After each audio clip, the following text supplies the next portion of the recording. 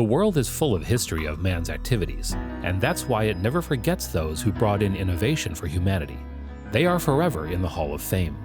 Today's story is about Lawrence Page, popularly called Larry Page, a man who has made the world a place of fun and comfort because of his joint invention of the internet platform, Google, where billions of people worldwide visit.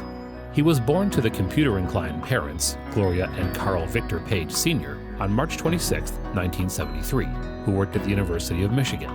He attended Okemos Montessori School, now Montessori-Radnor. He proceeded to East Lansing High School and graduated in 1991. He holds a bachelor's degree and master's of science in computer science at Stanford University. He also has his PhD in computer science at the same university.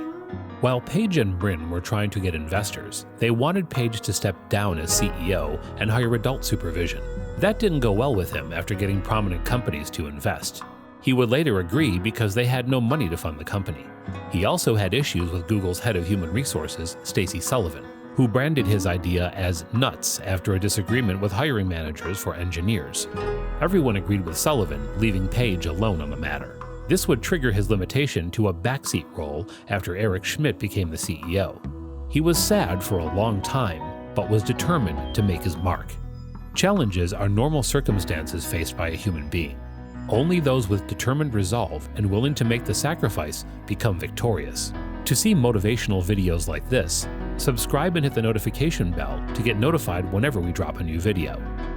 Page's Eureka Moment began during his PhD research in conjunction with his future partner, Sergey Brin, and they conducted research nicknamed Backrub. With a joint effort, they published a research paper titled The Anatomy of a Large-Scale Hypertextual Web Search Engine, and it became the most downloaded scientific document at that time in internet history. They developed an algorithm that they converted to a search engine, along with using HTML programming skills. They set up a simple search page that gained popularity among Stanford users. With Page and his partner out on a mission to easily make information accessible to the world, they finally launched their platform named Google, which instantly became a success with millions of users. By 2000, Google successfully indexed 1 billion internet URLs, which made it the #1 search engine. On July 26th, Google executives released a press statement that Google successfully provided access to 560 million full-text indexed web pages and 500 million partially indexed URLs.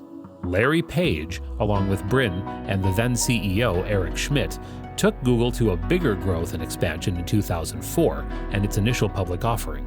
These feats made him a billionaire at the age of 30, as he was in charge of hiring an executive team and creating a Salesforce management system. He championed the acquisition of Android in 2005 for $50 million so that Google could be accessed by phone users anywhere. Although he did it without Schmidt's knowledge, his move would later pay off with T-Mobile launching G1, the first Android software, and in 2010, Android overtook Apple in the market for the first time. Android would go on to become the most famous mobile operating system worldwide. He was announced as Google CEO in 2011 and has gone on to widen the service of Google. Today, he is regarded as an individual who saw the future and he actualized it. Google is a force in the internet world. He will forever be remembered in the book of history for his contribution to the tech world. Do you know that Lamborghini was a tractor manufacturing company? Nike didn't start with its own shoe? And Lego made wooden toys?